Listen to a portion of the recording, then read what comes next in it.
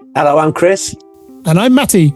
And welcome to the Biz and Shizzle, where we discuss the biz of the day. And chat shizzle down the pub. And they never found out whose underpants they were. Yeah.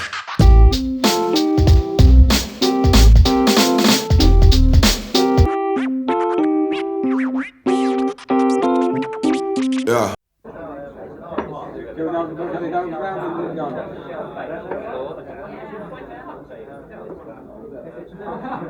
Welcome to the Biz and Shizzle. It's session 17.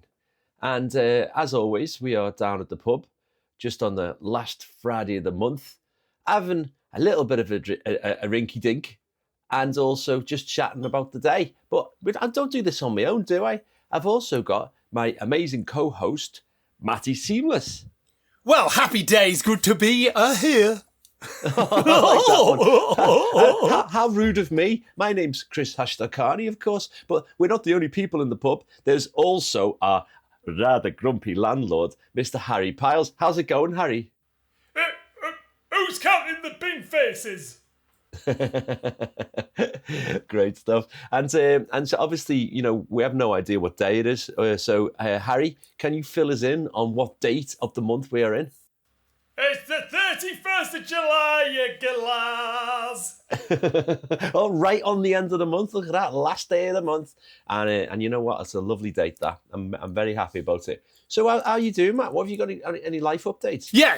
I've just been busy, really busy working. I did a lovely little show, Westival, that's around the corner from me. Little 3,000, 5,000 cap festy there. And they've done really well. I worked it last year. They've done super well. They had some big hitters on the lineup. They had Shy FX, Miss Dynamite, High Contrast, Anthony Schmerick, and a few good pullers there. And they've pushed their marketing out UK wide. And you know, I had friends there from Brighton and all sorts. And this is really putting them on the map for the place to be in Pembrokeshire. And it's. Yeah, it's beautiful. So it was really good. Did the box office there, and that was grand. So that was fun. And then I was I'd break away to watch a bit of Shy FX. It was also when I had Miss Scran, I had my dinner. Yeah. And then I was there eating Miss Scran and just like rinsing out hard because he was just playing all the belters. Yeah. And I turned around and there's the boss man, the director of the festival, just going, So watching me having a little dinner skank. So that was good. That was good. And then what else? The garden is growing. Oh, yes. Got actual veg coming out. We picked a couple of courgettes and a little squash. We've had that. We've been having spinach and kale for days. Yes. Yeah. So that's going good. It's going good. And also I went to, this is a while back now, but went to Cardiff, went to the big city for a gig. Skunk Anansie and Garbage. Yes. Oh, I've waited. I know you've seen Skunk Anansie quite a few times, and I've waited. But I haven't seen either of them. So yeah, 30 years in the waiting, and it was epic. Really, really good. Really good. Lovely stuff. So yeah. Did Skin crowd surf? Skin did crowd surf, yes, but Skin actually crowd surfed before she was expecting to crowd surf. So she went down to the front and went up on the railing, yeah, and then because it was like she was a bit hesitant and a bit awkward, and I was watching it on the screen, and then afterwards she was like, yeah, I just went to sort of stand there, and then there was a guy there going, I'll catch you. So she was it was the most hesitant crowd surf I've ever seen, because usually you see people just go from diving in. So that first one was like I say, she was just gonna serenade everyone, and then everyone's so she did that, and then she did a proper one later on as well. Did she? Because her party trick used to be that she'd stand up, she'd be standing up on people's hands. Oh yeah, no, I don't. And she got told. I think the last time we went to see her, she's like, "I've been told I'm not allowed to do this anymore." I was like, okay. Yeah, no, she didn't. It was all on her back, so she could still sing.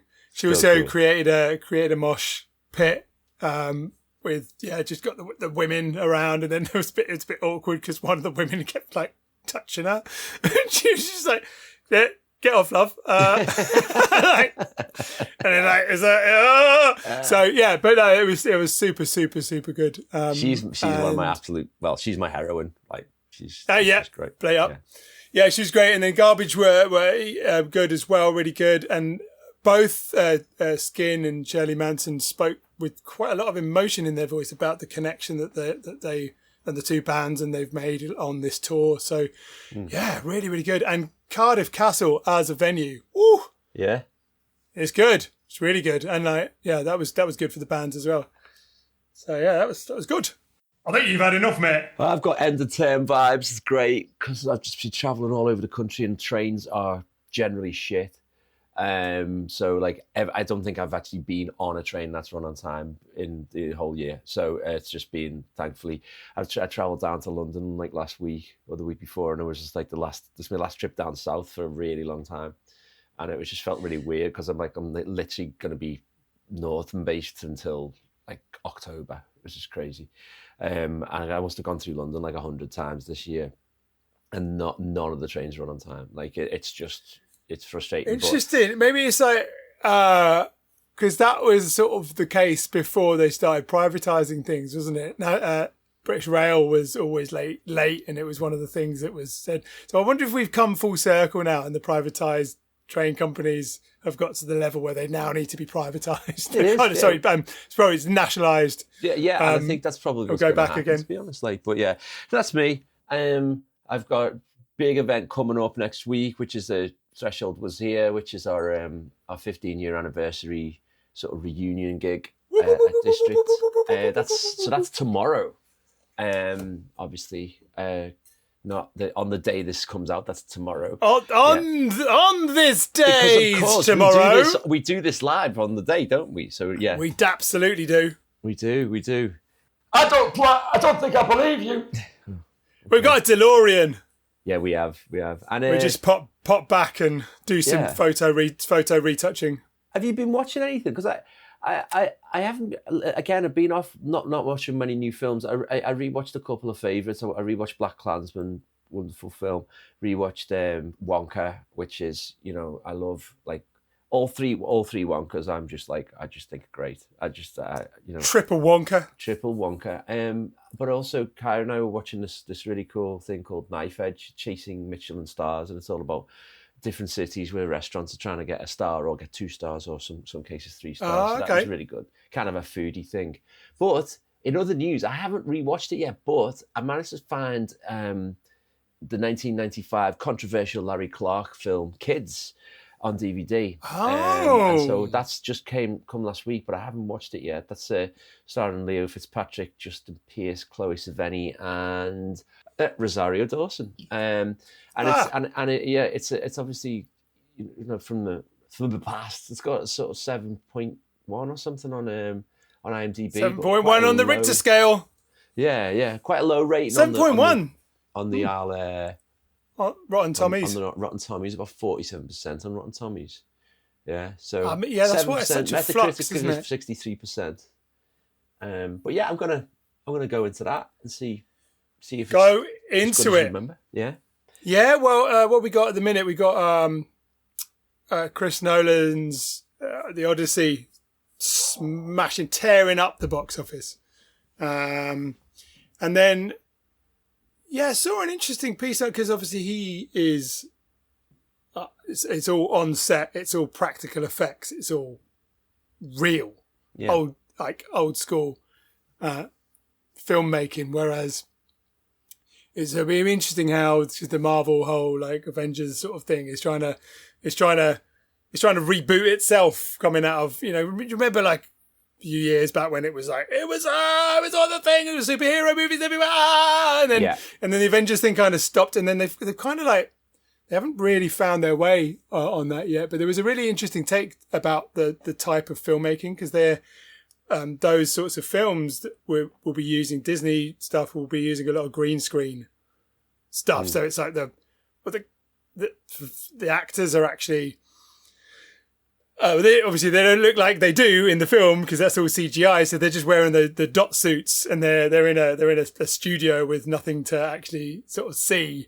And there was one thing saw Alan Cummins, who's reprising his role as Nightcrawler as they're bringing the Fox studio copyright into the Disney. So the X-Men are starting to come in basically. So then, but I think he did it. All of his scenes in silo, so he was delivering lines without knowing what character or actor he was delivering to.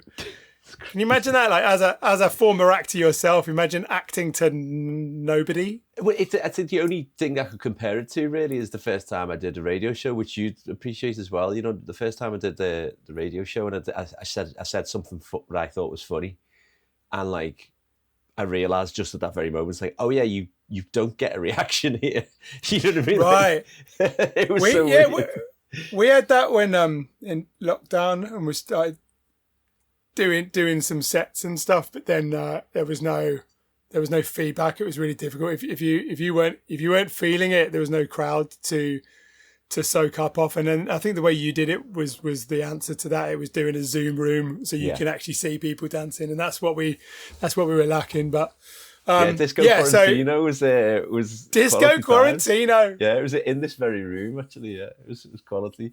And then Nice. we had a bigger bed in here, and Kaya was on the laptop down here, and I was here. And it got to about like 2:00 in the morning, and I'm like, I looked around at all the screens. Basically, there was 2 active screens that not in the house, and there was nobody in them. And then there was one active screen in the house, and it was Kaya asleep. And I was just like, I think it's the end of the gig. But it was loads of fun. The security haven't come up yet to tell you. Yeah. But yeah, cool, man. So get on with it. Okay. So what the hell is going on with this date? Well, 31st of July is the 212th day of the year. 213th in leap years. In the Gregorian calendar. Where's the time gone? 153 days remain until the end of the year. But not our existence, right? Oh, I hope not. I like that metaphysical spin on it. Thanks. I want to get metaphysical with you. Metaphysical. Let's get metaphysical. Physical. Yeah. So, yeah. Is it an international day of anything? It bloody well is. It's International Lifeguard Appreciation Day. Bravo. Love you guys. Amazing stuff.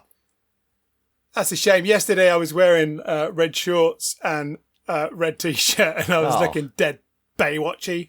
Dead Baywatchy. So I missed out, but I don't think the red on the screen would have worked too well. So yeah, but for those of us who enjoy swimming or simply taking a stroll along the beach, it's great to know there's someone who can help us if the high tide gets too much to handle. Absolute knights of the beach. Of course, they're not always there. They're not always there. No. Knights of the beach, indeed. Knights of the beach table, or something. So yeah, you got to go and hug a lifeguard. I think that's what they're saying. Okay, well, or maybe get yourself into a spot of bother, and the lifeguard will be hugging you. I mean, beats Tinder. And it's also World Ranger Day, so the park rangers and the people that look after nature spaces. Again, absolute heroes. Nature spaces. Spaces. Nature spaces. Nature space. Nature spaces. Yeah, man. Yeah, we got a killer day. It's also, we're zooming in to the States. Oh yeah. Bring it on. We got a few. It's National Mutt Day. Like dogs. Like dogs. Yes, I do. I do. Do you like dags? Do I like dags?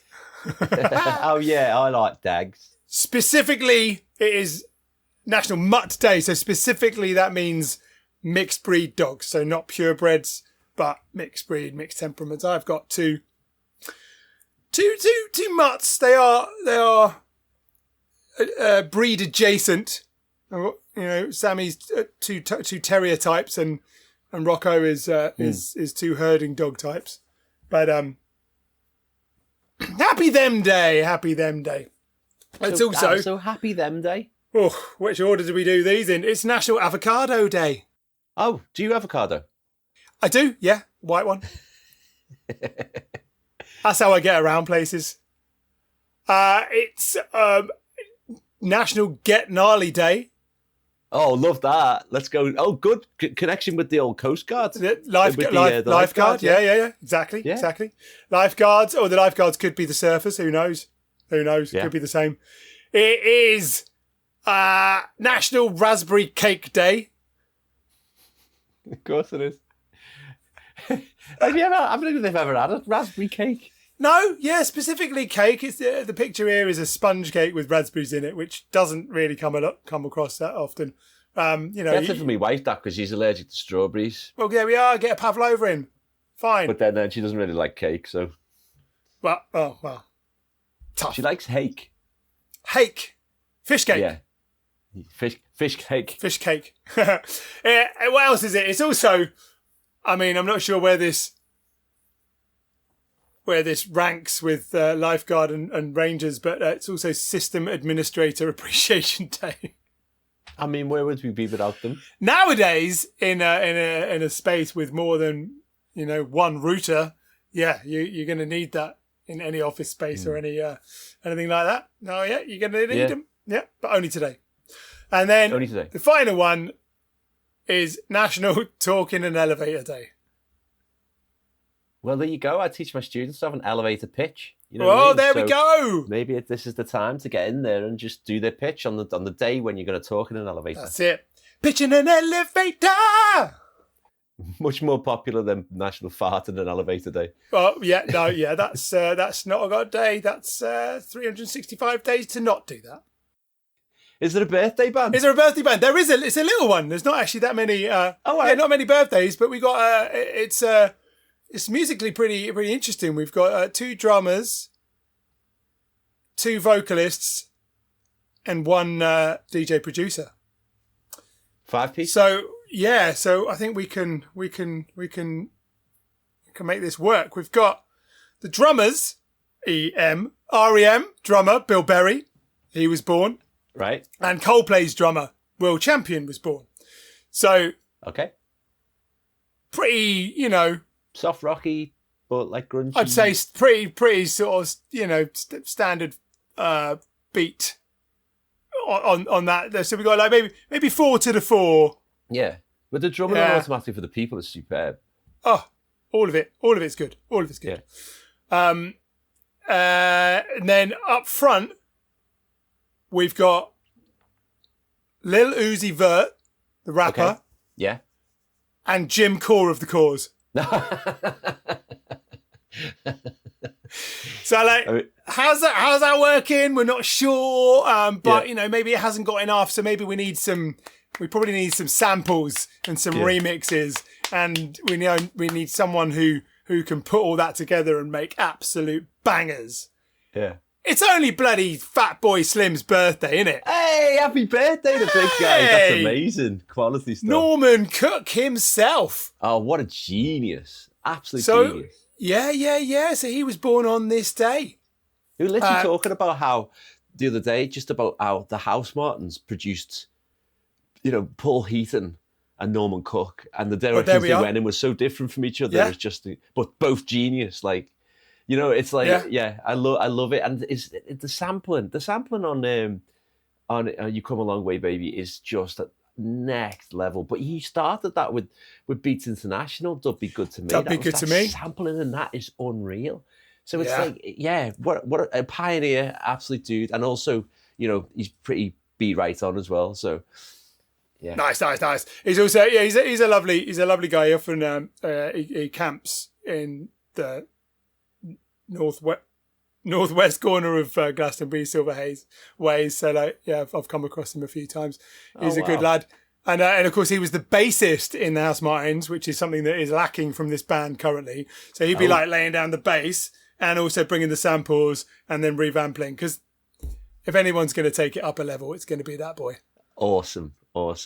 Speaking of and Jim then- Core, though, I know Jim Core a sort of a piss take on the whole very, very straight boy joke of, would you sleep with Jim Core to if it meant you could sleep with one of the female cores. And I think it was Lee and Herring did like a take on that, where Jim Core is just like, I'm straight. Why have I got to sleep with these guys? It's like he doesn't have a choice, sort of thing.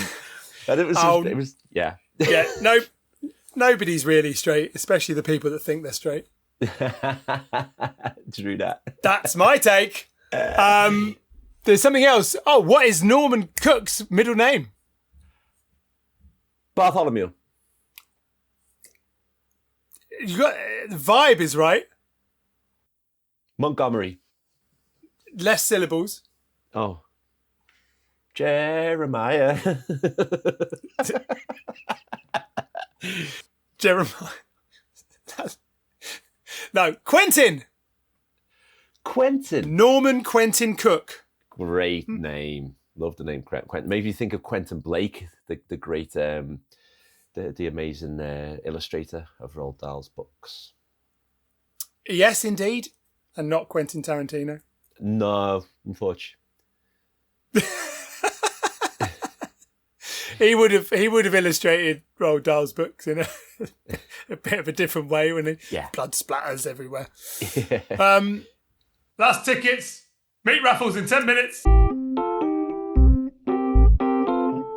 Yeah. Hello, it's Chris here from the Biz and Shizzle. Usually you hear a bit of silence now, and that's because we haven't got any advert space filled yet, but maybe one day there will be. In the meantime, I thought I'd fill it with a bit of a call to action. If you like the Biz and Shizzle and you haven't told anyone, then why not tell someone? Social media is absolute bin bags for promo these days, so what would be lovely is if you could grab your mate's phone out of their hand and subscribe to the show on wherever they get their podcasts. Word of mouth always was and always will be king. Peer-to-peer, mano-a-mano, tete-a-tete. Spread the good word of the Biz and Shizzle, because as long as there's listeners and watchers, we'll keep making them. Speaking of watching, we have regular clips of the podcast going out on Instagram, TikTok and YouTube, all of which are at the Biz and Shizzle. Isn't that right, Harry? What the bloody hell are they? YouTube sounds like the name of the applicator I use for my pile cream. Okay, that's plenty, mate. Yeah. So, yeah, which way do we want to go now? Well, so lovely birthday band. Should we call them the End of Julys? The end of July's. The End of Julys, yeah. So, I like so that. let's Nice, say then. now that I'm sad. Who died? Oh, well, yes, indeed. Well, Quentin Tarantino has a lot of death, so that was a nice segue. Nice one. We've only got a couple up here. We've got, also in Filmland, Roddy Piper, who's the Canadian wrestler, but Okay. he was the lead in They Live. Oh yeah. Oh, what a film. Yeah. Yeah, right? Incredible. So, yeah, he's the lead in that. I think he might have had a few other film roles.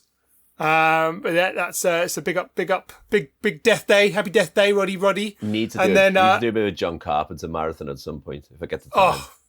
Oh, yes. Oh.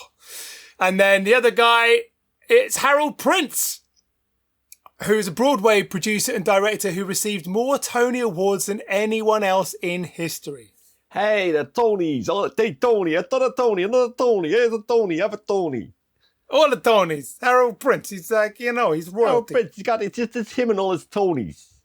That's him. Like they had to bury him even deeper just to get the Tonys in. And there we go. That's what we got. They buried him with his Tonys. I guess it's music news then.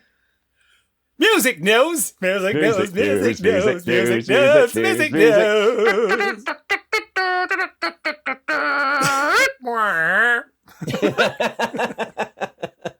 What's up with the music then? What's happening in music? Well, mate, we got some killers in here, mate. The Killers.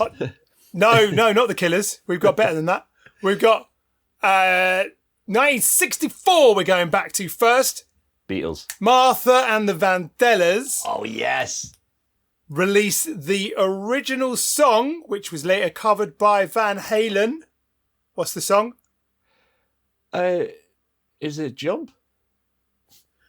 No, it's also covered by Mick Jagger and David Bowie.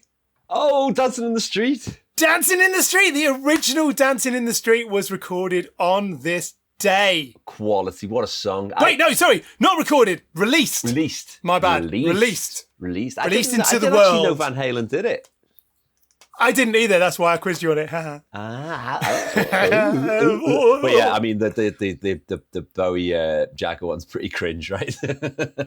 yeah, but it is. Yeah, I mean it is what it is, isn't it? Yeah, they both get a pass. They both get passes. They both get a pass. I do love that video though. What they're doing the rounds where they've taken the sound out and then they've just added in Bowie and Jagger making little noises. The noises, yeah. It's really good. It's the OG, isn't it? Because it's done more since. But it is the old. Yeah, it's the OG. yeah, it is the one. It is the one. A little bit later, 1968. We haven't had a Beatles fact in a while. Oh. On this day, they started recording the bed tracks for Hey Jude. Oh, lovely. Lovely. Right. Okay. Which Beatle wrote it? Who wrote Hey Jude? It was McCartney, wasn't it? Macca all day. Yeah, because it's to John's child. Oh, I didn't actually realise that. Yeah. So it's in honor of John's child. I don't know whether it's Julian, probably Julian because Julian. But yeah, there you go. Yeah, there we go. Lovely. Lovely. We haven't got it, Sally. 1969. We'll have a little Elvis fact, don't we? He kicked off his historic 4-week Las Vegas engagement at the International Hotel, which officially launched the legendary Vegas era, which is how callback. Big callback. Which is how we were big on the Vegas expeditions. Kind of my if I had to choose, like the music is superb around the time with the gospel stuff and the massive sort of choirs and outfits on stage. So it's a cool era. That and the comeback special. That's the coolest one. But yeah, that would have been 10 days after the moon landing. Wow. There you go. What do you think Elvis thought about that? I don't know. I don't know, man. No. Just Thank you very much. Give me a Thank you fried very squirrel and I'll be happy. I'll be in the bathroom. No. Yeah, don't know. We don't know. Well, viewers, you can write in. Send us a telegram. Yeah. 1971. James Taylor's #1 hit with his cover of Carole King's "You've Got a Friend." Oh, I love it. Great song. And it goes on to win 2 Grammys. Best Performance, Song of the Year. Oh, such a great song. And I love the brand new Heavies version of it. Oh, yeah. Oh. Chef's kiss. 1976. The Blue Oyster Cult released Don't Fear the Reaper. Oh, big tune. Big tune. Yeah, it's a big tune. And then we've got... So 1980, during the Eagles concert in Long Beach, which we might as well rename Long Beef, tempers boil over between Glenn Frey and Don Felder. Apparently they spend the entire show just like heckling each other and insulting each other. And then they say... They're describing to each other the beating each planned to administer the other backstage. Oh my God, this is amazing. Only 3 more songs until I kick your ass, pal, Frey told Felder. It got to the point, but it's interesting because the group's next album was mixed by Frey and Felder, but they were on opposite coasts of the US because of this beef. The beef was so big that they went across. But of course they couldn't be, because they couldn't bear to be in the same state. So like the beef was so big that they split them to the furthest point of the United States. But of course it wasn't big enough to split the Eagles, because you can check out any time you like, but you can never, ever leave. Bravo. Bravo. Thank you. Excellent stuff. I actually don't have any facts on when they did split, but by the sounds of it, I reckon they probably did. Every time I hear the Eagles, I just have Jeff. I just have the Big Lebowski. Come on, man, not the Eagles. Get out of my cab. I mean, got a point. Yeah. Okay, and then we take rock up another step. Woo! All right. 1982, Survivor's Eye of the Tiger was at number 1 in the US album chart. Now, this is it's topical because it's on this day, and also we've got that new Rocky film coming out.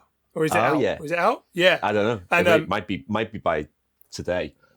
Yeah. And that looks pretty good because I think we all probably know the story about how that came about. That it was Sly Stallone was a nobody, but he wrote the film to put himself in it, and then had to really force he had to really stay true to his belief, and then obviously he became who he is. So that's really good. And then the guys, dog. oh, spoiler alert. Sorry. So is it? Oh, so is it about Rocky? It's about that. Yeah. So like, cool. That's a great story. Sorry about that, but it probably sells it quite early on. It probably does. I didn't know that bit. So, Rocky. What's the Rocky new movie? What's it called? I can't even remember what it's called. I Play Rocky. Okay, yeah, cool. Yeah, it's a great story that I'm aware of, and you know, I do love the Rocky series, except for Rocky 5, which is literally a term that my friend Rob and I use to describe something that is terrible. Like, it's Rocky 5. But the Creed films I really like. I thought they were really cool. Yeah, they're Ryan Coogler, aren't they? It's Michael B. Jordan. Oh no, sorry, the director. The director, yeah. Sorry, yeah, and it's the most bizarre thing that like a fight takes place in Goodison. Like in Goodison. Yeah. Oh, is that where they filmed it, or? So he fights Tony Bellew, and Tony Bellow's an Evertonian. So basically, it's filmed and shot the boxing match. It's actually set there as well. Yeah, I didn't realise that. I've not seen the Creed films, but they are on the list. Yeah, you've got. They're great, you know, really good. Yeah, so this looks good because like I say, it's a story that you know, but you wouldn't be able to sort of picture, and the casting and the accent work is unbelievable. You got Anthony Ippolito as Sly Stallone, and he's good. He's got the whole thing, the whole persona, the whole thing down, and then also Stephen James as Carl Weathers, as amazing. Like okay. And I've just seen some clips. Don't watch the whole trailer because it's one of those trailers that tells you everything about the film. I'm just looking at a picture of him now. Looks. He looks the part. Yeah. Right? He looks the part as well. But anyway, back to Eye of the Tiger. Bam, bam, bam. Oh, Matt Dillon's in it, but yeah, carry on. I haven't dug that deep, but that's one that's worth watching in the nows. Yeah. In the nows. Survivor, Eye of the Tiger. So back here. So it was commissioned by Sylvester Stallone as the theme for which Rocky movie? I think it's Rocky 2. Another guess. It's 3. It is 3. It's Rocky 3. God, it's the one with Mr. T, isn't it? Aye. And it received an Academy Award nomination for Best Original Song. It's a belter song, isn't it? It's a belter of a song. It's such a good song. And it also, leaning into Destiny's Child on that one as well, and their use of it was just fucking phenomenal as well. So yeah, that flip. Woo. Yeah. So yeah, big ups for them. A few years later, we got the Eurythmics. Love them. Love this. It's they're number 1 on the UK singles chart with "Must Be an Angel," "Playing with My Heart," and it was their first, and I think only, number 1 single. Wow. And it features a harmonica solo by who? Stevie Wonder. It's so Stevie unmistakable. bloody Wonder. Like, it's beautifully unmistakable.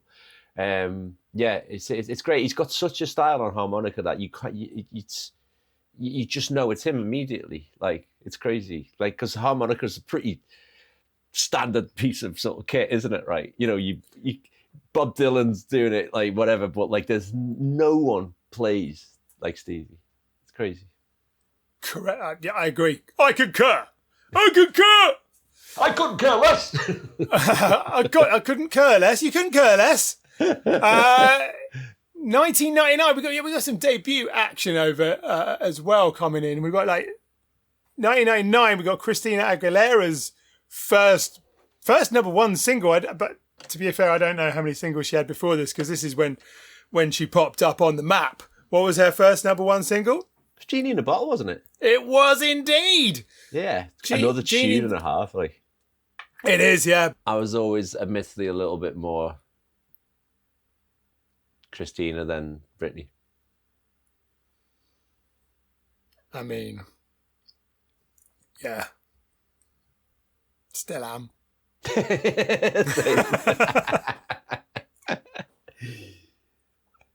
Yeah. It also won a Best New Artist Grammy. Cool. Good. Didn't know that. Boss. Yeah. Yeah. We got another heavy debut. We got Blue Cantrell. 2002 was her debut album, So Blue, which featured hit 'em up style Oops, which is with the jazz samples and that hook. It's like, ooh! Yeah. Who was producing? Was that Dre? Ooh. Fact check. Fact check. I seem to think it was. It's Dre era, but I don't know. It's where we got Chris Tricky Stewart alongside Jam and Lewis. All right. There you go. There we go. Not the Tricky we know. No. And then we've got. So like I say, it's Dre era. It's also Snoop era, because we got the East Siders. Follow up on the previous album, as they call it, The Old Fashioned Way. So it's also keeping up with that jazz era. So the Boss Dog, also known as Snoop. So in the midst of a run featuring stints with No Limit and rekindling with Dr. Dre, he released the follow-up to his East Siders debut with Juices and Trays, The Old Fashioned Way. Love it. Yeah. Alongside Trey D and Goldie Lock. So it's more like, the G-Funk style-y. We've got production from Battle Cat, High Tech, Rick Rock. And it's an early production for The Alchemist. Oh, wow. Okay. Yeah. Love The Alchemist. And it debuted at number 4 on the Billboard with 9 consecutive weeks on the charts. Get in, Snoop. There we go. Big ups. Same year, the Dog Pound spins off the Chronic saga with in 2001 on this day they released an album called 2002. And that's 6 years after the debut Dog Food. Corrupt and Daz Dillinger unleashed a compilation on that day.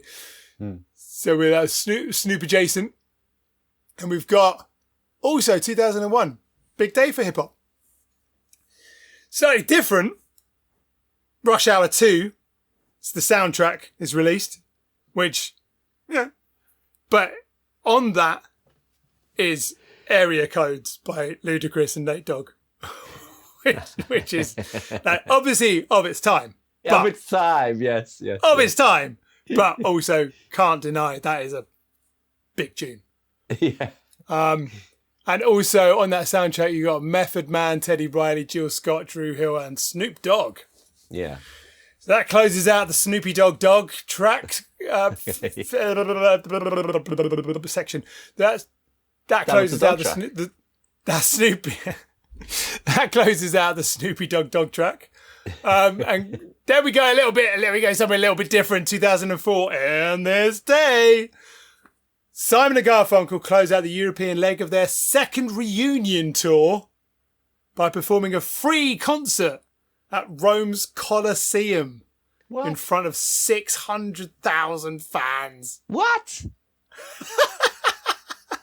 Free? 600,000 people? If 600,000 people had paid €1, they would have got 600,000 euros. But it was free. It was free, but it was the Love end of the that, tour love when that. it was the end of the tour. Because Brilliant. like we were when Jamie and I were in Cuba, playing the Havana World Music Festival. Modest plug. Or no, what is it called? Modest brag. Oh, whatever. Modest. I can't plug something that's in the past. No, you can't plug something that's Yeah, happened. shows how bad I am at these all these self-promotion things. But anyway, we were there, and then we were with one of the ALs. Actually, took us down round to their dad's house, and they put on a DVD of the Rolling Stones in concert. So the Stones. It was only like the year before we went. So that was like 2018. So I think they must have hit it. Stones must have been there 16 or 17, and they planned it so that they finished their tour in Cuba so that they could just leave all of the tech there. Really? Like, yeah, just for people to have for the. Yeah, well, I mean, yeah, it must have set it up with. I'm not sure who took custody of it. It wasn't like a free for all. Right, okay, yeah. Come and grab a subwoofer. But who wants the microphone? Who wants this microphone? Come on, you can have it. Fidel, obviously. Yeah. Whoa.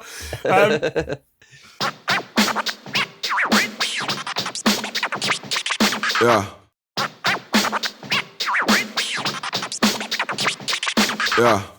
But yeah, so that's maybe Simon Garfunkel did a similar thing, just like left all their stuff in Italy. Yeah. Probably got a call, but when are you coming to pick up your shit?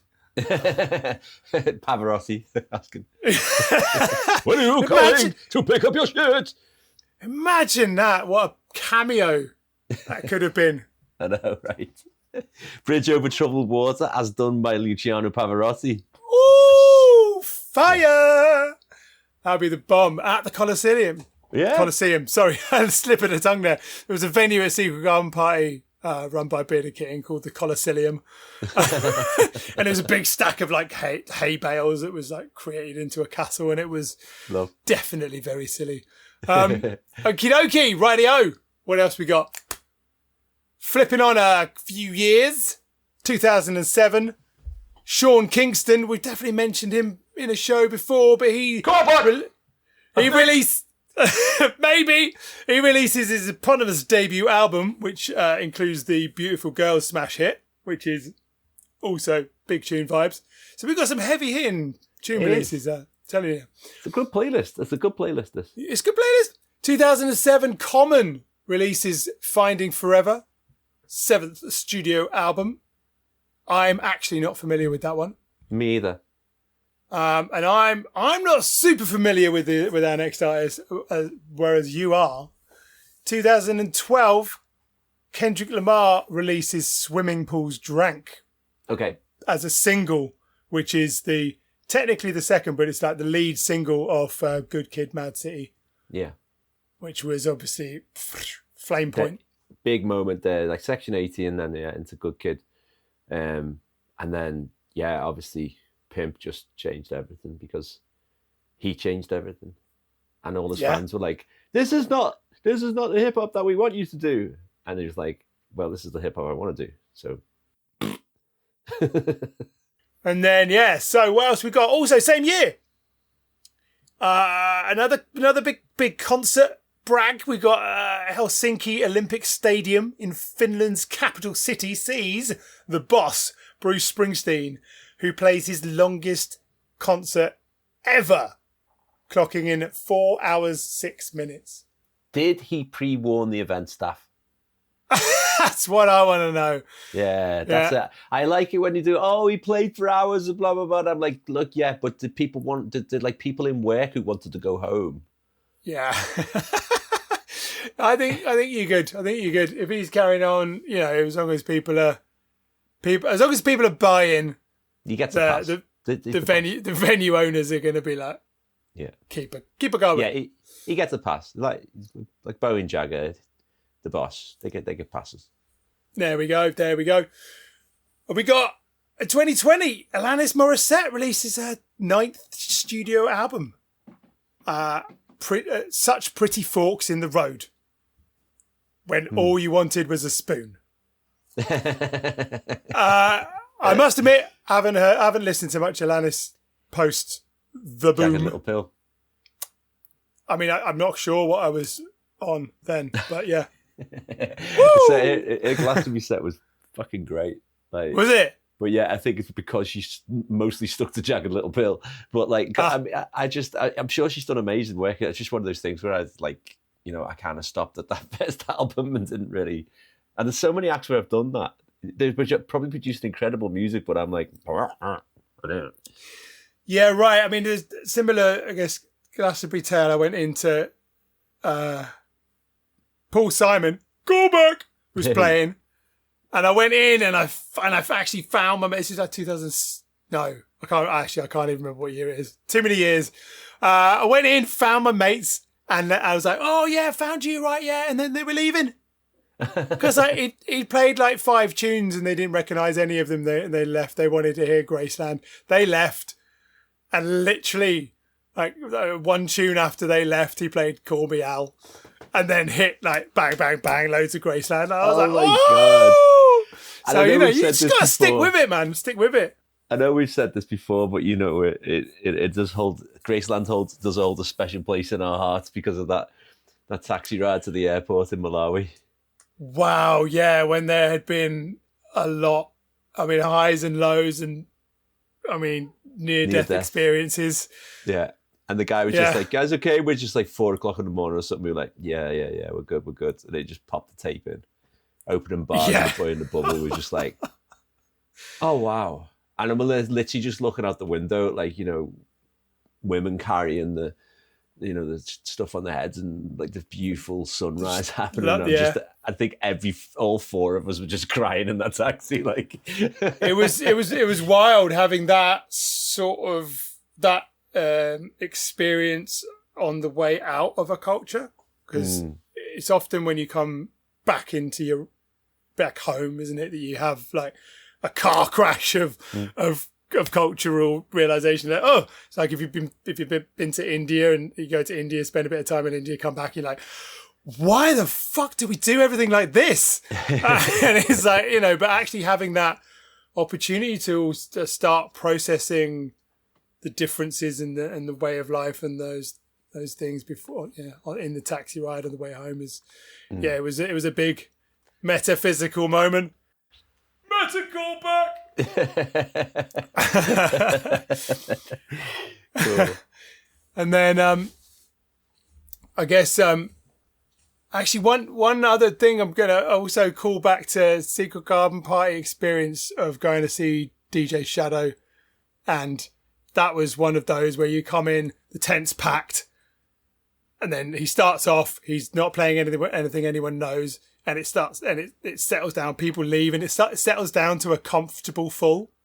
And then for the people that were there, the proper heads, you're like, it was an amazing set, really good. And then at the end, he finished with a live replica. He basically produced Organ Donor live. What? Like here with the records, with the turntable and the sampling, and he played it live, bro. That's beautiful. All right, that's the payback. It's the payback you get. I saw him at Glastonbury, and it was really special. But I think some artists, they really do know what they're doing when they're singing out the crowds. They don't want any tourists in the room when they do their best bits, you know. And like Krungbin are brilliant at it. Krungbin, the first like 20 minutes of their sets, it's like they're just noodling, like they're just like jamming and sort of like not giving like much, and you can see the crowds thinning out, and then you see it thins out, and they just step it up, like, and it's just like, that's if nice. You stayed, you've earned it, basically. Like, yeah, that's banging. And then we've just got one more for the music news. Oh, really? 2020 on this day, A Hero's Death is released by Fontaines DC. Hey, and you know what? It's the one I'm least familiar with. I must only give like maybe 5 listens, so that's probably like more than most. But like, it's weird. It kind of passed me by because I was a huge fan of Dog, a huge fan of the later songs. So I think I came back to them when they released Skinty Fear, and then obviously Romance is just a masterpiece. So I need to get myself more versed in that album because I know it's got some absolute ridiculous bangers on it. So I've not. I must say, I've dived into their albums a little bit, but I've not been in the right mode for it. But when I got into and watched Mobland, and the theme song for that is Starburster. And it's just like belter. It's and then the Peaky Blinders film, The Immortal Man, that has Fontaine's the singer. I don't think the production or the Grant Shatton he was on the team, and there's a few because Starburst is in that, I think, but the House of Guinness use it as well. So obviously the same people as Peaky's.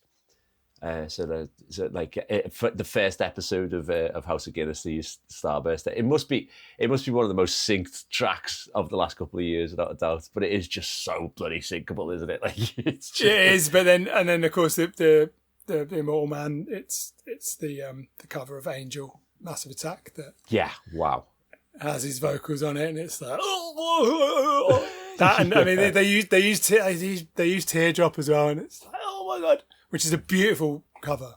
Oh, yeah. Jose Gonzalez did a great Teardrops as well. Oh, nice. Yeah, I'll check that out. And then, speaking of films. Oh, is it movie? Is that for movies? It's movie news time.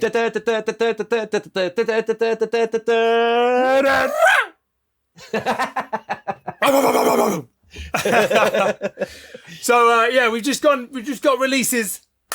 We've got some biggies. Biggie? On this day, hey! On this day, this year, so basically now, is Spider-Man Brand New Day. Okay. That's quite exciting. That's the one I was talking about on the last show with Punisher in, and I was wondering how they were going to take a very R-rated Punisher and a very not R-rated Spider-Man and put them together, but I think the way they've done it looks like it's quite comical. And that's really nice to see because and then what was I don't know. Did I send you that video? No, you're just going off piece a little bit. There's the video about the Odyssey, and there's two guys sitting there on the couch watching it going, it's Chris Nolan basically doing his own Avengers film. Like Tom Holland, John Bernthal, Robert Pattinson, Batman, and a few others. Oh, who else is there? And then there's Anne Hathaway, Catwoman, and then one of the guys says John Leguizamo, Luigi, and the other guy says, I'm not taking them as a superhero. He's like, Super Mario Brothers retracted. I love that. Cool, so that's a fun way to look at that film. Anyway, just looking at it now. Didn't know Travis Scott was in it. Wow. Travis Scott, what, acting in it? Yeah. Wait a minute. Oh, I was thinking of, who am I thinking of? Travis, 9 Inch Nails. That's Trent Reznor. Trent! Oh yeah, it's not a Travis at all. No. Anyway, back to the lecture at hand. So I'm going to go backwards in time now. So that's 2026, Spider-Man Brand New Day. 2017, The Dark Tower, which is the Stephen King novel, and it's Idris Elba and Matthew McConaughey, and it's a film that really should be better. Okay. It's one of those, I think, it's not quite, but this has got me thinking, right? You know how people are making like full-on AI film trailers? And it's like, what about if you could go back, and maybe with AI, maybe not, but maybe just go back and just do edits on the film? Make a film better. If a film isn't quite together, then you can make it better with the edit, right? Yeah. Because that's why director's cuts are so important, because the director can film it, but it's the editor that makes the film. I don't generally like director's cuts. I think the editors are very good at what they do. There we go. In that case, the studio wins and you are on the side of the man. How does that make you feel? Great. Not great. No. I'll be your man. Thanks, Harry. Okie dokie, go back a couple of 2 years. Just Couple 2 of years. One couple of years. Mission Impossible Rogue Nation. Okay, good film. Good film. Introduces Rebecca Ferguson's character into that, which I think was really good. And I think it's a travesty that they didn't, I don't know, give her her own film probably. Sure. Jeremy Renner also features in that one. And there was talk at the time that he might be like taking over the franchise. I'm not sure what was going on. And then that is exactly the opposite of what happened. It became Tom Cruise's show. He took it on, and it's always Tom Cruise's show. And Mission Impossible is always the one, isn't it, where there's some ridiculous, outrageous stunt that features Tom Cruise actually doing it. Yeah. And yeah, big ups to him. I remember the second For one, that. the John Woo one, where the bit with the knife. He's on the floor. The guy hits it, and the knife just goes really close to his eye. Oh yeah.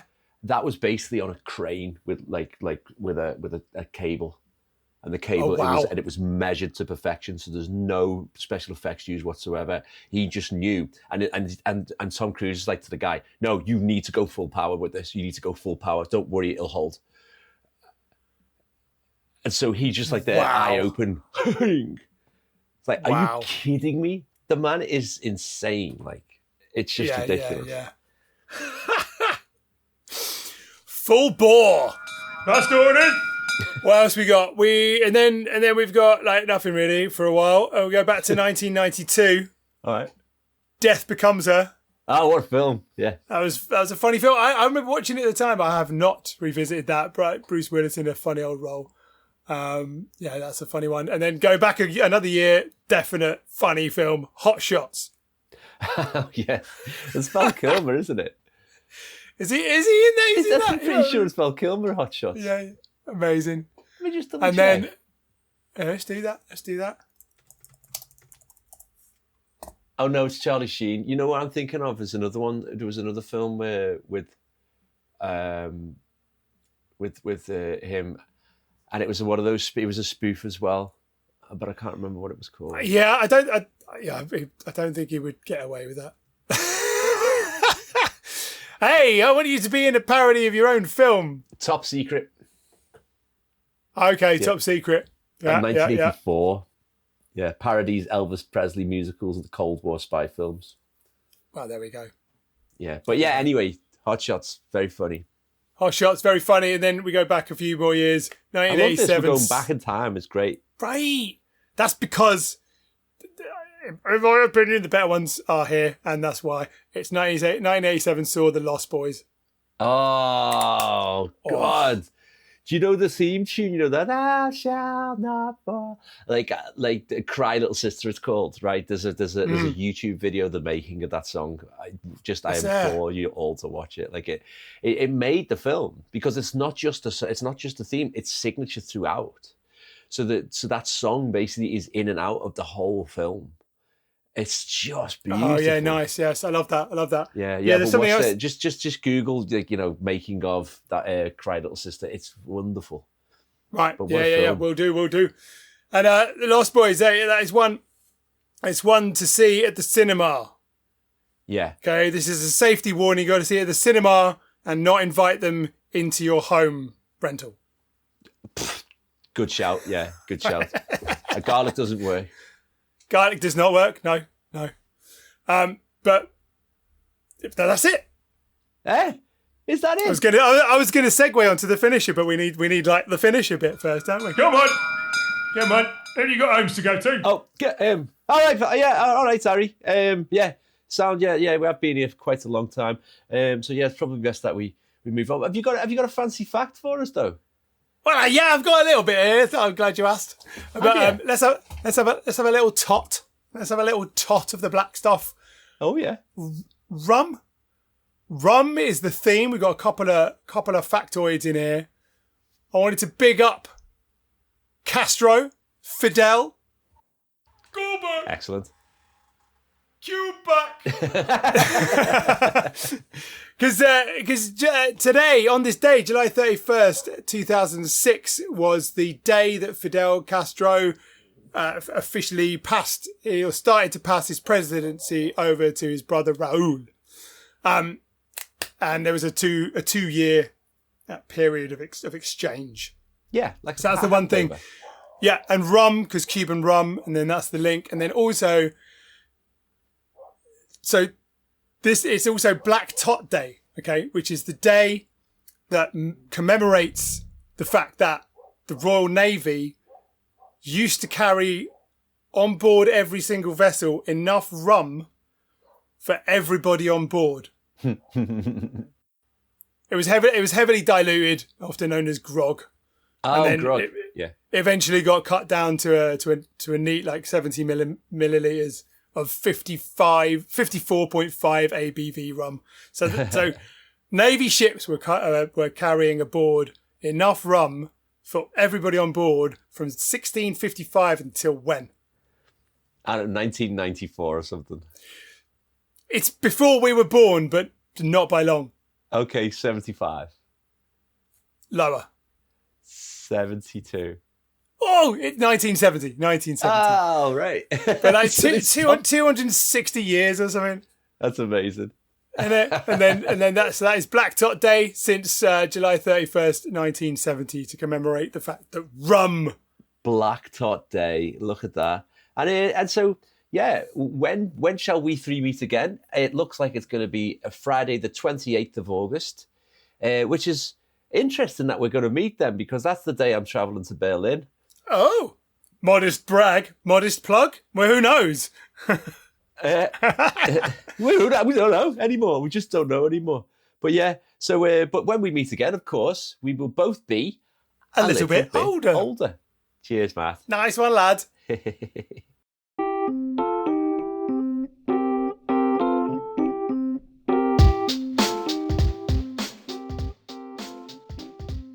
If you have any biz to add to this episode, or if you just want to get in touch, send us an email at thebizandshizzle@gmail.com. We'll do our best to read out your shizzle next time. When we'll be back in the pub for another session. Yeah.